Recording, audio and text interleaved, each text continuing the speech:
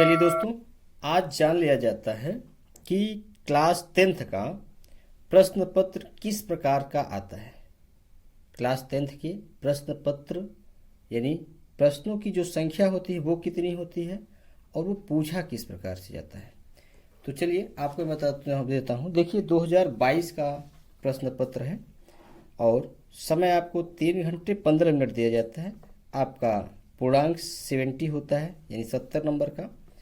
और नोट में दिया है कि first 15 minutes are allotted for the candidates to read the question paper. पहला 15 मिनट सभी अभ्यर्थियों को दिया जाता है यानी प्रश्न पत्र को पढ़ने के लिए।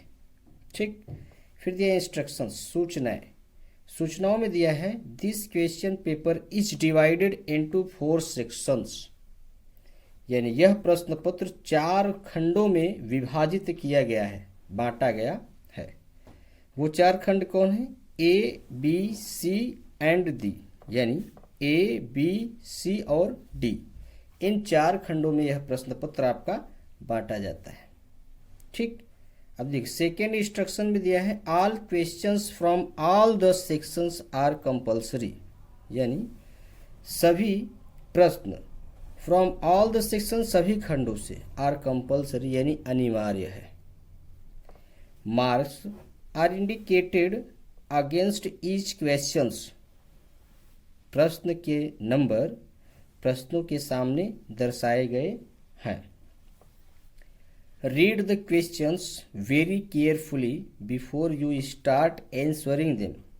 ये भी क्या है, सूचना में बताया गया है आपको कि क्वेश्चन को ध्यानपूर्वक पढ़ लें before you start answering them, इनके उत्तर लिखने से पहले, यानी सभी प्रश्न को ध्यानपूर्वक आंसर लिखने से पहले पढ़ लें। चलिए देखते हैं सेक्शन ए में। सेक्शन ए में कहा क्या है? सेक्शन ए में जो कहा है उसको हमको करना क्या है, ध्यानपूर्वक इसको समझ लीजिएगा ताकि आपको आंसर लिखने में कोई कठिनाई ना हो, कोई समस्या ना आए। सेक्शन ए में दिया है आपका, देखिए रीडिंग।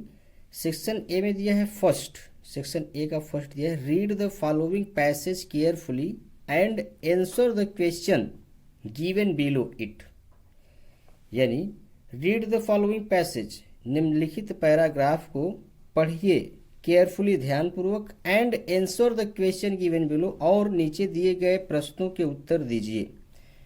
देखिए आप, ये आपका पैराग्राफ है पूरा का पूरा। यहाँ से a man was kept in jail without any fault से लेकर का आपका फिर यहाँ पे दिया है डन द सेम, ये आपका पूरा का पूरा पैराग्राफ है। उसके नीचे आपको दिया है प्रश्न, ये देखिए आपका ए प्रश्न हुआ। ठीक, ए प्रश्न हो गया। उसके बाद दिया है यहाँ पे बी प्रश्न, सी प्रश्न और डी प्रश्न। 4 प्रश्न आपके हैं। पहले प्रश्न में पूछा गया है वाई वॉज शॉपकीपर सरप्राइज्ड। दूसरा आपका क्वेश्चन है B, what did the man say to the shopkeeper. तीसरे में दिया है find out a word in the passage which means jail, find out a word in the passage which is opposite of sold. ठीक, तो मैं आपको बता दूं कि ये आपका जो ए प्रश्न है ए, इसमें आपको जो है इस क्वेश्चन को पढ़ने के बाद इसी में आपको प्रश्न का उत्तर मिल जाएगा। Why was the shopkeeper surprise, दुकानदार क्यों आश्चर्यचकित हुआ, तो आप इसमें ढूंढेंगे तो मिल जाएगा। देखिए यहाँ से आप आंसर लिखने का तरीका मैंने आपको ऑलरेडी बता दिया था कि द शॉपकीपर, यानी कि क्वेश्चन वर्ड को सहायक क्रिया को छोड़कर जो सब्जेक्ट होता है वहीं से आप ढूंढिए। यहाँ से ढूंढेंगे तो आपको कहीं ना कहीं मिल जाएगा, तो वहाँ से आप जो है आंसर लिख दीजिएगा। फिर बी में दिया है what did the man say to the shopkeeper, आदमी ने दुकानदार से क्या कहा, तो आप व्हाट डिड को छोड़कर the man say to the shopkeeper से ढूंढेंगे तो आंसर आपको उसी पैराग्राफ में मिलेगा, उसको लिख दीजिएगा। सी में समझने वाली बात होगी find out a word in the passage which means jail. क्या है? फाइंड आउट अ वर्ड, एक शब्द ढूंढ कर निकालो इन द पैसेज पैराग्राफ में, विच मीन्स जेल, जिसका मतलब होता है, जिसका अर्थ होता है जेल। जेल मीन्स कैद खाना। अब आपको उसी पैराग्राफ में जो है कैद खाना का एक ऐसा कोई शब्द होगा जो जेल से तात्पर्य रखता है, यानी जेल मीन्स फिर कैद खाना, और उसका भी अर्थ वह शब्द होगा जिसका अर्थ होता हो कैद खाना। तो आपको ऑलरेडी मैंने अपने पिछले प्रश्न में बताया था, पिछले पैराग्राफ में, पिछले वीडियो में बताया था कि जो है प्रिजन मीन्स जेल होता है और जेल मीन्स भी जेल होता है। प्रिजन मीन्स कैद खाना और जेल मीन्स भी कैद खाना, तो ये दोनों समानार्थी होते हैं, तो आप इसको लिख दे सकते हैं। डी में देखिए find out a word in the passage which is opposite of sold, यानी बेचा, सोल्ड मीन्स बेचा, और वह शब्द ढूंढना है जिसका मतलब हो खरीदा, जिसका मतलब हो खरीदा। तो ऑलरेडी मैंने आपको बता दिया था परचेस्ड जो वर्ड है वो आपका अब मतलब होता है खरीदा। तो देखिए परचेस्ड दिया गया है PURCHASED, परचेस्ड मीन्स खरीदा। तो ये आपका हो जाएगा उत्तर। इस तरह से आप जो है प्रश्नों के उत्तर ढूंढकर लिख सकते हैं। ये आपका सेक्शन ए हुआ कंप्लीट। सेक्शन बी में दिया है, सेक्शन बी में दिया है फ्रॉम योर स्कूल हॉस्टल, अपने विद्यालय के छात्रावास से राइट अ लेटर, एक पत्र लिखो टू योर मदर, अपनी माता को, to invite her to attend and watch your school function, आमंत्रित करो और वो आए और वॉच योर स्कूल फंक्शन, यानी विद्यालय के, तुम्हारे विद्यालय के कार्यक्रम को देखें। फिर दिया है और में दिया है, यानी सेक्शन बी में दूसरे का जो है आपको दो प्रश्न दिए हैं, एक दिया है लेटर और दूसरे में दिया है write an application to the principal of your school to grant you leave for 3 days as you want to attend your sick mother at home. एक प्रार्थना पत्र लिखो योर प्रिंसिपल, अपने प्रधानाचार्य को, school of your school to grant you leave for 3 days, तुम 3 दिन की छुट्टी चाहते हो, as you want to attend your sick mother at home, तुम अपनी बीमार माता जी से घर मिलने के लिए जाना चाहते हो। इसके बारे में आपको 3 दिन के लिए जो है एक एप्लीकेशन लिखना है, या तो आप एक पत्र लिख दीजिए लेटर, और या तो आप एप्लीकेशन प्रार्थना पत्र, दो में से आपको एक करना है। ये अथवा दिया गया है, अथवा का मतलब आपको पता है, अथवा का मतलब होता है या तो आप इसको लिखो या तो इसको, दोनों नहीं लिखना है। ये मत करना कि लेटर भी लिख दें और पत्र भी लिख दें, तो दोनों मत लिखना, आप जो है एक लिखिएगा, या तो लेटर लिखें या तो एप्लीकेशन। चलिए आगे बढ़ते हैं। आगे में दिया है सेक्शन बी का थर्ड, सेक्शन बी का थर्ड, सेक्शन बी के थर्ड में आपका दिया है, देखिए सेक्शन बी का थर्ड दिया है right a report on the celebration of your school function in about 60 to 80 words on the basis of the points given below. आपको परेशान होने की जरूरत नहीं है, आप देखिए इसी आपके प्रश्न पत्र में सहायता के लिए कुछ ऐसे शब्द दिए गए हैं जिसको लिखकर, जिसको हेडिंग के रूप में आप लिखते जाइए, उसके बारे में लिखते जाइएगा। तो चलिए देखते हैं। बताया राइट अ रिपोर्ट, एक जो है रिपोर्ट लिखो या लेख लिखो, celebration of your school function, तुम्हारे विद्यालय के कार्यक्रम को मनाने के लिए, इन अबाउट 60 वर्ड, 60 से 80 शब्दों के बीच में, 60 शब्दों के बीच में, 60 प्लस कीजिए और 80 के नीचे, न तो 80 के ऊपर हो न 60 से कम हो। On the basis of point given below, जो यहाँ पे नीचे दिए गए हेडिंग हैं, आपके शब्द हैं, इन्हीं की सहायता से आपको लिखना है। पहले आप स्कूल डेकोरेशन आप हेडिंग लिखिए, यानी विद्यालय की सजावटें। फिर आपको दिया है इसके बारे में लिखने के बाद, इसके बारे में आप लिख दीजिए आपकी विद्यालयों में सजावटें क्या है, गुब्बारे लगाए हैं, गुब्बारे लगाए गए, ठीक है, चांदनी लगाया गया, टेंट लगाया गया और कुर्सियां लगाई गई, जो भी आपके विद्यालय में जो भी सजाया गया उसको आप जो है इंग्लिश में अनुवाद करके लिख डालिए। फिर लिखा गया है some sports and cultural programmes, कुछ खेल और सांस्कृतिक कार्यक्रम। फिर दिया है speech by the chief guest, और मुख्य अतिथि के द्वारा बोला गया शब्द। फिर दिया है द प्रिंसिपल्स एड्रेस, और प्रधानाचार्य जी के पता के बारे में लिखना है। फिर to thank all the guest, और सभी अतिथियों को धन्यवाद कहें, एंड डिस्ट्रीब्यूशन ऑफ स्वीट्स, और वहाँ पे मिठाइयों के बांटने के बारे में आप लिखें। फिर दिया देखिए तीसरे में दिया है और में, या तो आप इसको लिख डालिए और या तो फिर और इसको नहीं समझ में आता है तो इसको छोड़िए, आप नीचे आइए। ये देखिए दिया right an article on the importance of good science laboratory in a school in about 60 to 80 words। देखिए फिर कहा है कि लेख लिखिए importance of good science laboratory, आपकी जो है महत्वता, अच्छी पुस्तकालय की महत्वता है, in school about 60 to 80 words, यानी 60 से 80 शब्दों के बीच में। पहले देखिए इसमें भी आपको सहयोग के लिए दिया है इंट्रोडक्शन, इंट्रोडक्शन लिखिए, अपने विद्यालय का नाम लिखिए, अपने विद्यालय के लेबोरेटरी का नाम लिखिए, उसमें कौन पढ़ाते हैं उनका नाम लिखिए, उसमें कौन रहते हैं उनका नाम लिखिए, उसके बाद इट्स बिल्डिंग, इसके जो है आप इसके जो इमारत है उसके बारे में लिखिए, वहाँ पे एंड स्पेस उसका स्थान के बारे में लिखिए। अरेंजमेंट ऑफ कीपिंग, यहाँ पर रखने वाली वस्तुएं लिखिए, क्या क्या वहाँ पे रखी गई है। वेरियस अपॉर्चुनिटीज, यहाँ पे और किस प्रकार की व्यवस्थाएं हैं। यूजफुल फॉर स्टडीज, अध्ययन के लिए क्या उपयोग है, क्या फ़ायदा है, क्या लाभ है, इसके बारे में आप लिखिए। कंक्लूजन, फिर आप जो है वहाँ पर और भी क्या कमियां हैं और क्या कर दिया जाए कि आपका जो है वहाँ पे संशोधित हो जाए, वो आपका जो है लेबोरेटरी के बारे में अच्छे से आप बना करके लिखते जाइए। आप अगर 10-10 शब्द लिखेंगे तो भी आपका जितने में कहा है उतने में पूर्ण हो जाएगा। देखिए 1 2 3 4 5 6 हेडिंग है, और 6 हेडिंग आप लिखोगे तो कुछ हेडिंग इसके भी शब्द हो जाएंगे, और जो है 60 शब्द आप 10-10 शब्द लिखेंगे सभी के बारे में, तो आपका पूरा का पूरा 60 से 70 75 या 80 शब्द तक हो जाएगा। इस तरह से आप इनकी सहायता से लिखते जाइए। ठीक, चलिए सेक्शन सी में अब देखते हैं। ये आपका रहा है सेक्शन सी। सेक्शन सी में पूछा गया है ग्रामर। ग्रामर मीन्स व्याकरण। Choose the correct option to answer the following questions, यानी निम्नलिखित प्रश्नों में दिए गए निम्नलिखित बहुविकल्पीय उत्तरों में से एक विकल्प सही है, उसको छांटना है आपको। देखिए, an intelligent girl solve the problem, identify adjective, आपको विशेषण को बताना है। विशेषण को बताने के लिए आपको पता होगा कि विशेषण वह शब्द होता है जो किसी संज्ञा या सर्वनाम की विशेषता को बतलाता है, वह विशेषण होता है। तो इस वाक्य को पढ़ोगे आप तो पता चल जाएगा। एन इंटेलिजेंट गर्ल, एक बुद्धिमान लड़की, सॉल्व द प्रॉब्लम, समस्या को हल कर दी। आइडेंटिफाई द एडजेक्टिव, तो एडजेक्टिव क्या है। अब देखिए लड़की की विशेषता क्या है, इंटेलिजेंट। इंटेलिजेंट जो है ये लड़की की विशेषता को बतला, लड़की कैसी है, बुद्धिमान। तो ये आपका जो इंटेलिजेंट वर्ड है यही आपकी एडजेक्टिव हो जाएगा। तो देखिए ऑप्शन में फर्स्ट में सॉल्व दिया है, जो यहाँ पे है ये आपकी क्रिया है, ये नहीं है। प्रॉब्लम दिया है, ये आपका जो है ऑब्जेक्ट है, ये भी नहीं है। इंटेलिजेंट, तीसरे ऑप्शन में आपको इंटेलिजेंट मिल गया, तो आप इंटेलिजेंट पे क्लिक कर दीजिए। गर्ल आपका नाउन है, क्योंकि गर्ल की ही जो है विशेषता इंटेलिजेंट वर्ड बता रहा है, तो ये आपका हो गया इंटेलिजेंट। ये आपका जो है आंसर सही है, इसमें टिक कर दीजिए। अपने जो है नोटबुक में चारों ऑप्शन लिखिए, चाहे एक ऑप्शन लिख करके आप लिखिए आंसर नंबर 4 का जो है ए का answer intelligent third, 4A answer लिखेगा, आंसर नंबर 4A में आंसर लिख दीजिएगा थर्ड।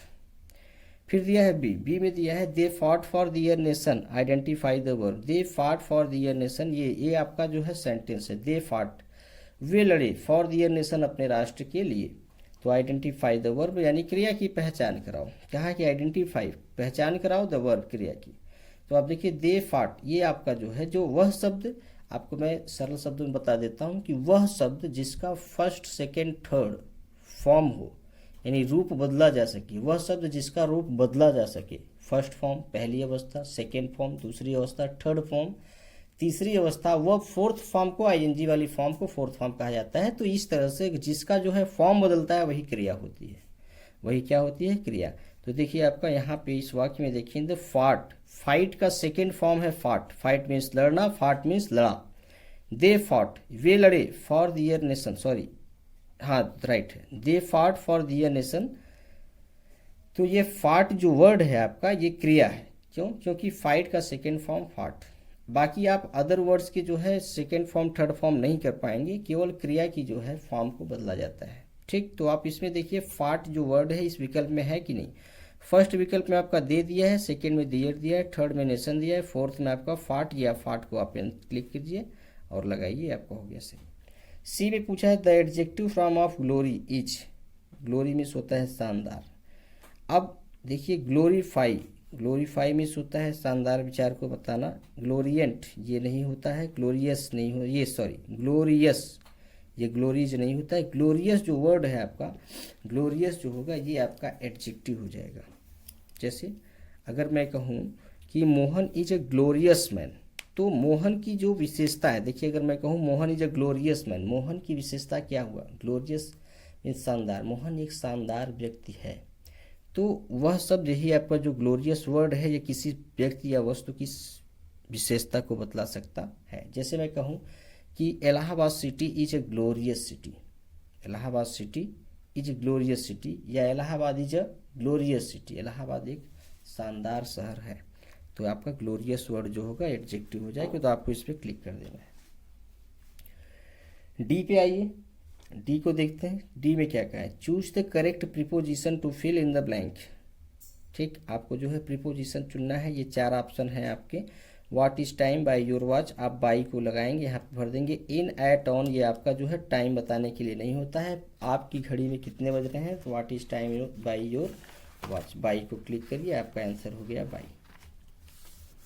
चलिए देखते हैं ई में क्या कहा है। ई में कहा है writes a letter to his father, change into future continuous tense, यानी ये आपका जो सेंटेंस है, ही राइट्स वह लिखता है, अ लेटर एक पत्र, टू हिज फादर अपने पिता को। अब इसको जो देखिए आपको बदलना है किसमें, फ्यूचर कंटिन्यूअस टेंस में। ये आपका वाक्य है प्रेजेंट इंडेफिनिट टेंस में, परंतु आपको चेंज करना है फ्यूचर कंटिन्यूअस टेंस में। तो आपको होना चाहिए, याद होना चाहिए कि फ्यूचर कंटिन्यूअस टेंस में चेंज करने के लिए आपको जो है शैल बी और विल बी का सहयोग लेकर किया जाता है, बदला जाता है। और क्रिया में, क्रिया की फोर्थ फॉर्म मैंने बताया, क्रिया का फोर्थ फॉर्म कंटिन्यूअस टेंस के लिए ही होता है। तो इसको बता देते हैं, ही राइट्स अ लेटर, तो हो जाएगा he will be writing, he will be writing a letter to his father. तो आप देखिए, आप चार ये फर्स्ट, सेकंड, थर्ड, फोर्थ, इन वाक्यों में जो यहाँ पे दिया हो he will be writing a letter to his father, ये देखिए आपका तीसरा ऑप्शन सही है, इसको आप क्लिक करिए, हो गया आपका आंसर। 5वें में दिया है change the following as directed in the brackets, यानी कहा है कि चेंज, बदलिए, द फॉलोइंग निम्नलिखित को, एज डायरेक्टेड जैसा दिया गया है, इन द ब्रैकेट्स कोष्टक में, कोष्टक में जैसा दिया गया है उसी प्रकार से आपको इसको परिवर्तित करना है। तो देखिए कहा गया है Kanak said to him, will the teacher not teach us today, change into indirect speech, यानी आपको ये डायरेक्ट स्पीच में दिया है, इनडायरेक्ट में बदलना है। तो देखिए आपका ये जो रिपोर्टेड स्पीच का वाक्य है, will the teacher not teachers, ये आपका इंट्रोगेटिव सेंटेंस है। तो जो सेड टू है, इंट्रोगेटिव सेंटेंस ये होता है, तो आपको सेड टू को आस्क में बदलना होता है। तो मैं ऐसे ही डायरेक्टली बता देता हूँ, हो जाएगा क्या, कनक आस्क्ड हिम इफ, इसको हटा देंगे, द टीचर को यहाँ पे लिखेंगे पहले, the teacher would not teach, फिर अस को बदलेंगे हिम से, तो हो जाएगा टीच हिम टुडे, यानी Kanak asked him if the teacher would not teach him that. ये इस तरह से आपका हो जाएगा ये पैसिव नरेशन, यानी कि इनडायरेक्ट स्पीच में हो जाएगा। फिर आप देखिए बी में दिया है, बी में क्या है, बी में कहा है कि people always admire freedom fighters. ठीक, ये आपका कहा है चेंज इनटू पैसिव एस, ये वाक्य आपको पैसिव एस में चेंज करना है। तो हो जाएगा freedom fighters are always admired, freedom fighters are always admired, ये हो जाएगा आपका पैसिव एस। नेक्स्ट दिया है punctuate the following using capital letters wherever necessary, क्या है पंचुएट, यानी चिन्हित कीजिए, द फॉलोइंग यूजिंग कैपिटल, निम्नलिखित को कैपिटल लेटर्स का प्रयोग करके आप जो है उसका प्रयोग कीजिए, वेयर एवर नेसेसरी, जहां इसकी आवश्यकता हो। देखिए, are you coming to school with your brothers said Mahesh. देखिए आर यू, आर में जो ए था स्मॉल लेटर था, हमने इसको कैपिटल लेटर बना दिया, are you coming to school with your brother, फिर यहाँ पे कामा लगाएंगे, ये सेड को जो है, या सेड में एस को कैपिटल लेटर करेंगे, फिर महेश का एम, क्योंकि महेश जो है आपका प्रॉपर नाउन है, महेश का एम कैपिटल लेटर। बस केवल आपको कैपिटल लेटर शब्दों में जहाँ पर जरूरत हो, जहाँ पर आवश्यकता हो बड़े अक्षर लिखने की, उसमें जो है बड़े अक्षर उन शब्दों में लिख करके आप जो है पूरा कर दीजिए, ये हो जाएगा आपका कंप्लीट। नेक्स्ट चलिए देखते हैं, नेक्स्ट में दिया है ये आपका सेक्शन नंबर क्या है आपका सी, सेक्शन सी का क्वेश्चन नंबर 5 का डी में कहा है frame a correct sentence by reordering words. क्या है कि फ्रेम यानी कि ढांचे में डालिए, रीऑर्डरिंग बिगड़े हुए शब्दों को, इन रीऑर्डरिंग द वर्ड्स, बिगड़े हुए शब्दों को सही शब्द में ढालिए, यानी कि जो शब्द इधर से उधर है उनको सही शब्द में बनाइए, एक वाक्य बनाना है। तो देखिए दिया है him give a eat to something please, तो हो जाएगा इसका please give him something to eat, please give him something to eat. इस तरह से आपका ये हो जाएगा पूरा। ये इंपरेटिव सेंटेंस का वाक्य है, तो प्लीज को पहले करेंगे, फिर क्रिया लिखेंगे, फिर ऑब्जेक्ट लिखेंगे, फिर उसके बाद समथिंग टू ईट। इस तरह से हो जाएगा। Complete the spelling of the following words. कहा है कि निम्नलिखित शब्द का जो है स्पेलिंग आप भर करके उसको पूरा कीजिए। तो देखिए आपको दिया KN, उसके बाद यहाँ पे स्पेस दिया था, फिर W दिया, फिर यहाँ पे स्पेस, यहाँ पे स्पेस, WL, फिर स्पेस स्पेस GE। तो ये आपका नॉलेज का वर्ड है, नॉलेज आप भरती KNOWLEDGE। आपको हो सकता है दूसरा वर्ड आएगा, ये जरूरी नहीं कि नॉलेज ही आए, कुछ भी आ सकता है। तो आप दूसरा जो भी वर्ड होगा उसकी स्पेलिंग आप भर दीजिएगा, वो हो जाएगा पूरा आपका D हो जाएगा। चलिए छठवां में देखते हैं क्या कहा है। छठे में कहा है translate the following into English. निम्नलिखित को अंग्रेजी में अनुवाद कीजिए। अब ये आपको जो है याद होना चाहिए अनुवाद कैसे करते हैं। देखिए अनुवाद करने के लिए मैं एक तरीका बता देता हूँ। छोटे छोटे वाक्यों में जो है आपको इसको बदल देना है। जैसे भारत के लोग सरदार पटेल को भारत के लौह पुरुष की भांति जानते हैं। बस केवल एक आपका सेंटेंस यहाँ तक हो गया। इसका पहले आप अनुवाद बना दीजिए। फिर उसके बाद वे एक कुशल प्रशासक थे, एक किसका बना लीजिए। उनके पास सही व्यक्ति को सही पद चुनने की क्षमता थी, ये आपका यहाँ तक हो गया। वे दृढ़ता से निर्णय लेते थे, वे दृढ़ता से निर्णय लेते थे। फिर सरदार पटेल हमारे देश के गौरव हैं। चलिए अब मैं अगले वीडियो में इसका जो है अनुवाद करके आपको बता दूंगा। फिलहाल इसमें जो है आप इतना जान लीजिए कि ये छोटे छोटे वाक्य बना करके आप जो है इनका अनुवाद इंग्लिश में बना दीजिएगा। ठीक।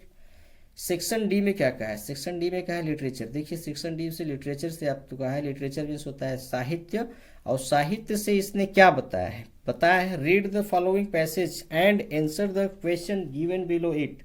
ये आपका जो साहित्य का है आपकी किताब से है, जो आपका इंग्लिश रीडर का बुक है उसी में से आया है। देखिए ये आपका दिया है no one is born hating another person because of the color of his skin or his background or his religion. People must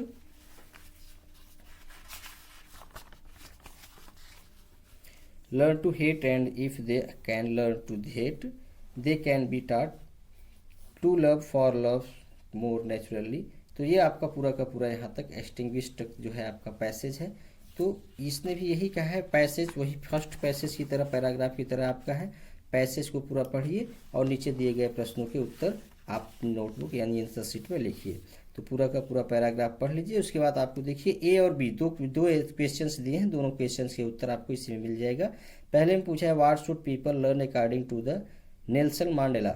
तो व्हाट शुड पीपल लर्न, व्यक्तियों को यानी कि लोगों को क्या सीखना चाहिए according to mister Nelson Mandela. Nelson Mandela के अनुसार, नेल्सन मंडेला के अनुसार लोगों को क्या सीखना चाहिए। अब ये आपको इसमें आंसर में देखेंगे तो आपको मिल जाएगा लर्न टू हेट। ये देखिए यहाँ पे दिया है, इसी का आंसर इसी में आप ढूंढेंगे तो पूरा का पूरा आपको मिल जाएगा कहाँ से क्या है।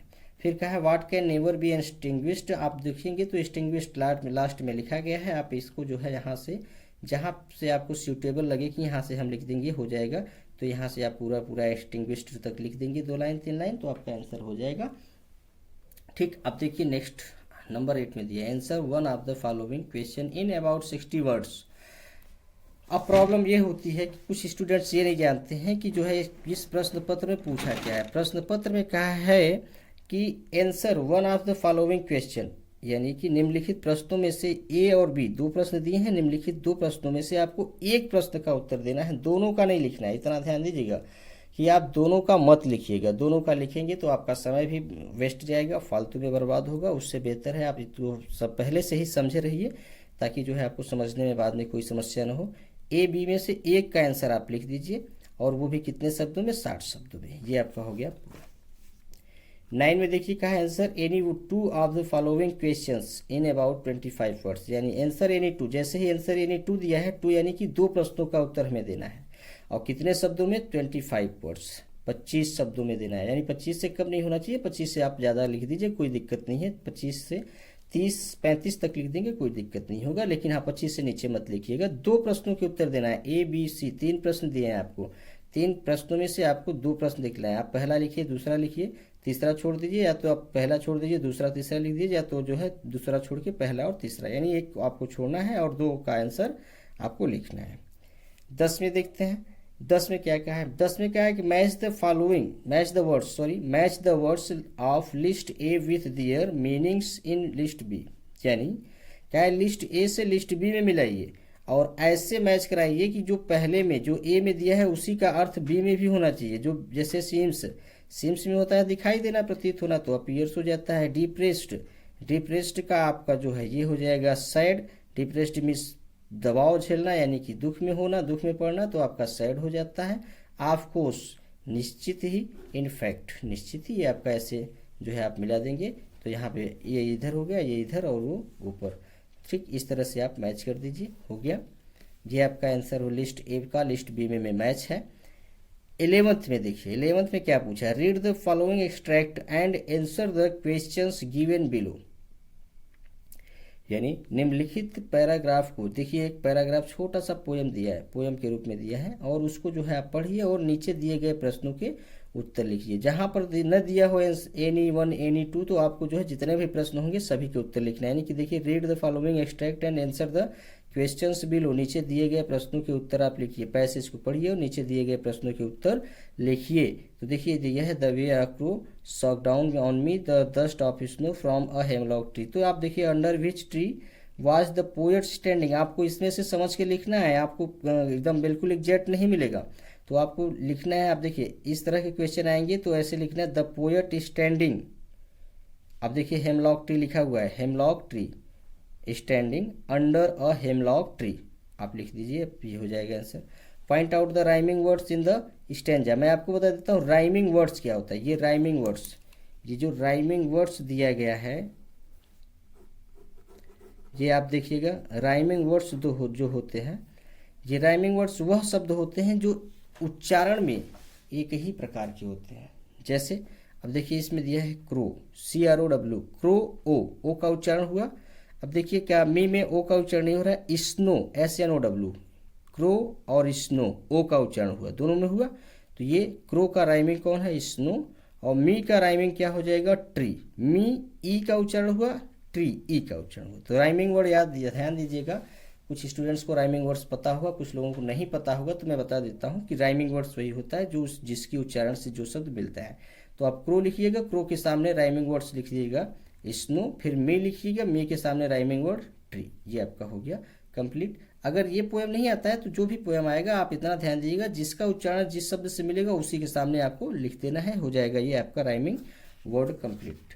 तो आपको जो है इसी में से देखिए दोनों प्रश्न के उत्तर जवाब भी मिल गए। अब देखिए चलते हैं आगे।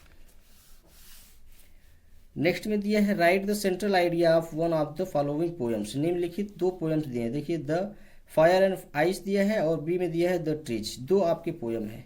आप सेंट्रल आइडिया उन पोएम के अपने बुक से जो है सेंट्रल आइडिया को याद कर लीजिए और तीन सेंट्रल आइडिया कम से कम याद कर लीजिए अपने किताब से, और जो पोएम इसमें न दिया हो उसी पोएम का सेंट्रल आइडिया आप अपनी आंसर सेट में लिखिएगा।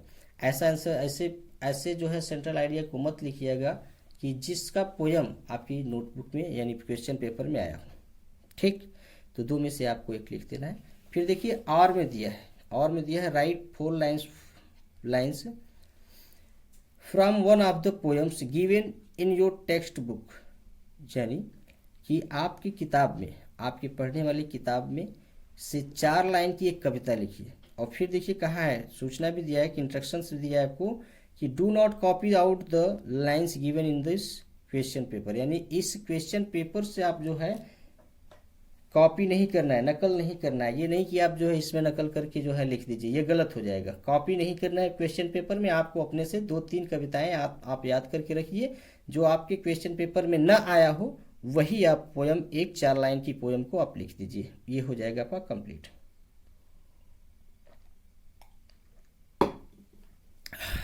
चलिए नेक्स्ट देखते हैं। नेक्स्ट में क्या पूछा है, answer 2 of the following question in about 25 words. फिर से देखिए आपको दिया है answer 2 of the following question, यानी निम्नलिखित में से 2 प्रश्नों के जवाब दीजिए इन अबाउट 25 वर्ड्स ईच। प्रत्येक प्रश्नों के उत्तर जो है आपको 25 शब्दों में लिखना है। देखिए ABC 3 प्रश्न आपके दिए हैं, 3 प्रश्नों में आपको 2 प्रश्न के उत्तर लिखना है, कितने में, 25 शब्दों में। ठीक, इस तरह से ये आपका हो गया। फिर आप देखिए नंबर 14 में आपको दिया है answer one of the following questions in about 60 words, यानी एक प्रश्न का आपको उत्तर लिखना है कितने शब्दों, वो भी 60 शब्दों में। ठीक, answer one of the following, निम्नलिखित प्रश्नों में से एक प्रश्न का उत्तर आप 60 शब्दों में लिखिए। अब देखिए इसमें दिया है, एक आपका ये हो गया प्रश्न और ये हो गया बी।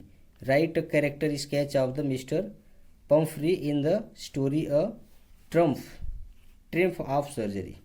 दूसरे में दिया है B, give a character sketch of Bholi, यानी भोली की जो है चरित्र चित्रण कीजिए, और उसमें जो है आपका स्केच कैरेक्टर स्केच यानी चरित्र चित्रण किसका, पम्फरी इन द स्टोरी, और कहानी में ए ट्रिम्फ ऑफ सर्जरी कहानी में पम्फरी की जो है पम्फरी का चरित्र चित्रण कीजिए। आप दो में से चाहे एक लिखना है, चाहे आप ए को लिखिए चाहे बी को लिखिए, एक ही लिखना है, वो भी 60 शब्दों में आप लिख देंगे, हो जाएगा।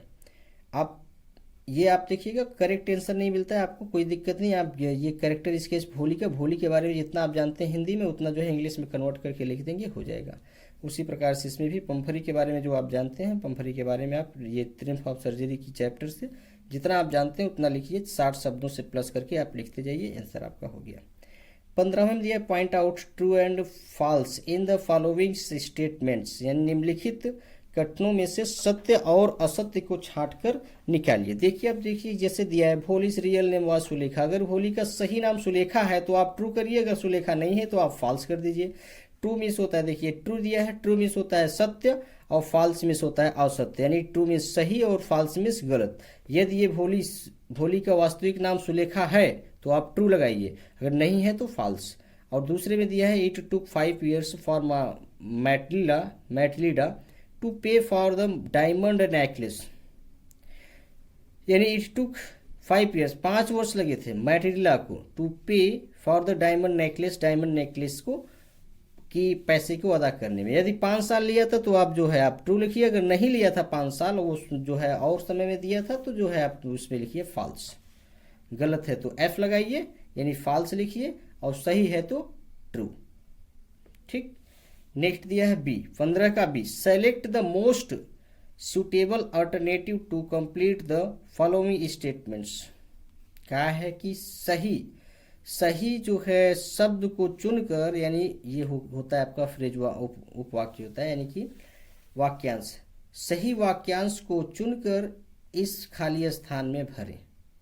तो देखिए encouraged Ebright in his interest in learning, आप किताब पढ़ेंगे तो आपको पता चल जाएगा कि कौन उसको उत्साहित किया। Ebright in his interest in learning, उसके सीखने की इच्छाओं को बढ़ाने के लिए कौन उसको उत्साहित किया।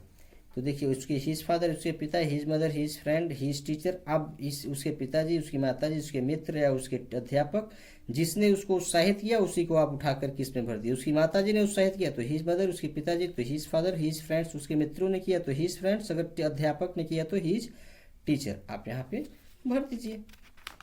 ठीक, ये हो गया आपका। अब आइए नेक्स्ट देखिए, इसका जो है आपका बी का सेकेंड 15 क्वेश्चन नंबर 15 का बी का सेकेंड में क्या पूछा है। सेकेंड में दिया है ट्रिकीज एक्चुअल प्रॉब्लम वाज, ट्रिकी का सही समस्या क्या था, यानी आपको जो है 4 ऑप्शन दिया गया है। देखिए 4 नहीं बल्कि 5 दिया गया है। देखिए मलेरिया, सॉरी 4 ही है, WXYZ, सॉरी मैं कंफ्यूज हो गया।